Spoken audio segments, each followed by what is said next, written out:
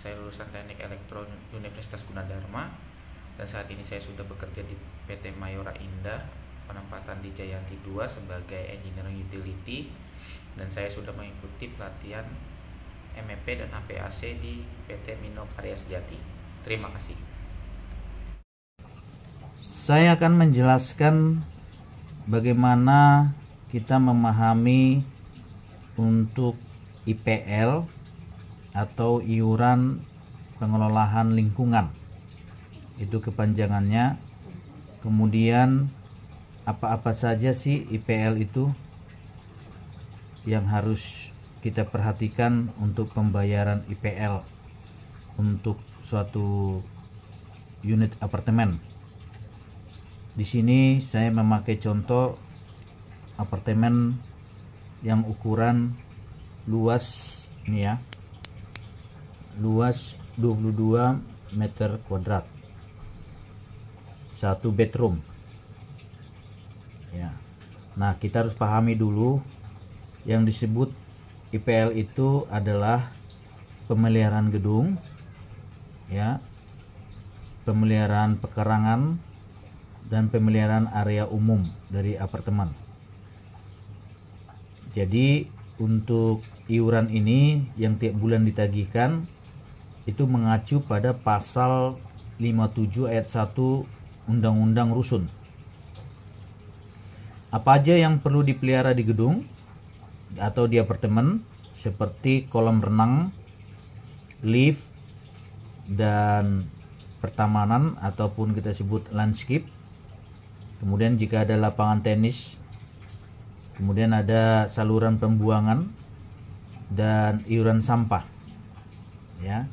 Jadi nanti yang manajemen ini semua dari pihak namanya P3 SRS. P3 SRS itu Perhimpunan Pemilik dan Penghuni Satuan Rumah Susun. Ya, jadi setiap unit akan dikenakan iuran tiap bulan untuk IPL. Di luar listrik, air, dan tagihan yang lain, yaitu pemakaian. Ya, bisa jadi ada iuran internet TV, itu di luar dari itu. Ya, jadi saya akan lanjutkan perhitungannya seperti ini, teman-teman.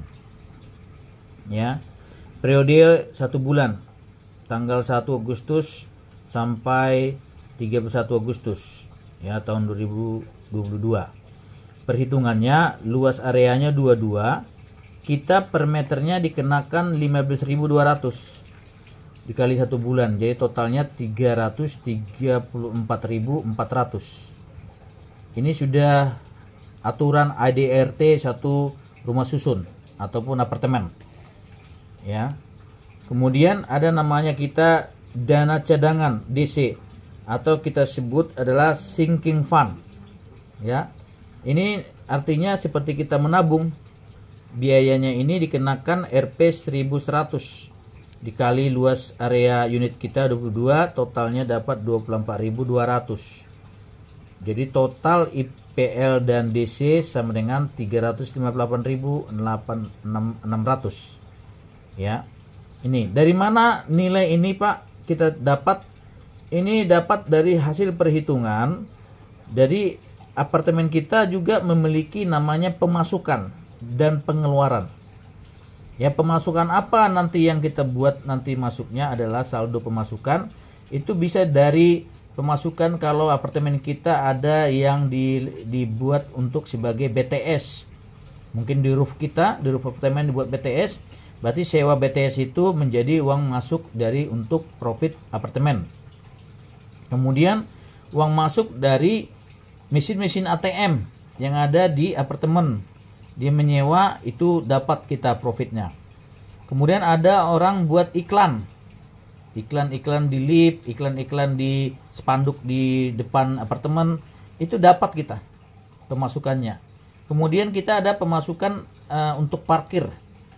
Parkir juga kita dapat profitnya. Kemudian profit dari pembayaran listrik juga ada, pembayaran air juga ada. Jika ada laundry kita sediakan, ada profit dari laundry, ataupun dari internet ada juga kita profit dari internet. Ya. Nah, itu dikumpulin semua dananya, dihitung dengan biaya yang akan kita estimasi dalam 1 bulan, berapa nilai biaya untuk perawatan. Ya, jadi IPL itu perawatan yang dilakukan misalkan untuk biaya service charge, ya. Service charge yang harus kita bayar itu misalnya biaya operasional, gaji pegawai, biaya peralatan kantor, biaya perizinan, dan administrasi. Ya, jadi seperti misalkan kita service charge itu ada perawatan lift. Ya, perawatan lift. Nah, itu dikenakan pada IPL kita, namanya perawatan lift. Begitu juga perawatan jenis equipment yang lain. Ya, termasuk juga perawatan pertamanan. Ya, kolam renang. Nah, itu yang bagian-bagian dari IPL kita. Nah, kalau tagihan yang kita katakan untuk utilitas dari suatu unit apartemen, itu bisa kita katakan tagihan listrik, kemudian tagihan air, kemudian tagihan gas kalau misalnya kita ada instalasi gas, kemudian tagihan telepon kalau unit kita memiliki telepon, ya, yang bekerja sama dengan P3 SRS, ya, kemudian TV internet, ya, seperti itu. Jadi pihak P3 SRS itu wajib, ya, membuat laporan keuangan sekali per 3 bulan, ditampilkan di Meding, biar nanti pada saat ada ruta atau rapat umum tahunan antar pemilik atau pihak dari P3 SRS itu kita bisa pertanggungjawabkan, ya. Jadi teman-teman, perhitungan tadi IPL tadi sudah kita jelaskan, ya. Kemudian kalau kita pakai misalkan periode airnya ini yang Juni ke Juli, jadi pembayaran airnya itu dari Juni ke Juli. Untuk yang bulan Agustus kita bayar yang bulan Juni ke Juli, dari tanggal 21 sampai tanggal 20 tiap bulannya. Ya, jadi nanti kalau tanggal 21 Agustus sampai 20 September itu kenanya nanti di bulan September, ya. Jadi di Oktober, sorry, ya. Terus kemudian nanti hitungan kita di sini kena airnya misalnya ini kita tidak ada pemakaian, ini tidak ada pemakaian. Nah, per meter kubik nilainya 12.550, pasarannya memang segini. Kalau nggak ada kita pakai berarti nggak ada perkalian 0, tetapi kita ada bahasanya beban tetap. Beban tetap itu adalah sebesar 25.000. Ini wajib, makai nggak makai air kita bayar 25.000, itu beban tetap, ya.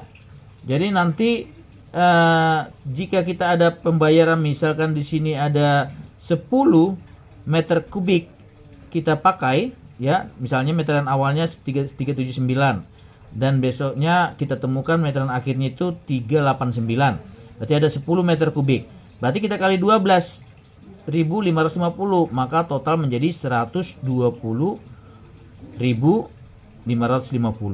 Itu yang harus kita tambahkan di sini, nanti dijumlahkan dengan IPL, ya.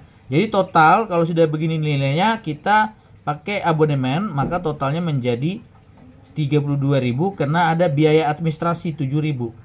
Ini wajib biaya administrasi, ya. Jadi jangan diperdebatkan. Kemudian kalau kamu punya ada denda-denda keterlambatan, nanti dimasukin di sini. Denda keterlambatan tagihan iuran, tagihan air, PBB dan asuransi, semua di sini dimasukin tagihannya, ya. Nah, tunggakan yang sebelumnya juga ada, misalnya nanti dimasukin di sini. Tagihan tunggakan air, tunggakan iuran IPL dimasukin. Jadi totalnya nanti di sini tagihan yang akan kita bayar adalah 491.340. Inilah yang akan kita bayar. Begitulah teman-teman untuk memahami arti IPL di unit apartemen, ya, dan apa-apa saja yang dimaksud IPL dan apa-apa saja yang harus kita keluarkan pembiayaan tiap bulan, baik itu biaya listrik, air, dan yang lain-lain. Demikian pengarahan saya. Terima kasih, sukses buat kita, semangat belajar tetap. By Engineering PT Mino Karya Sejati. Terima kasih.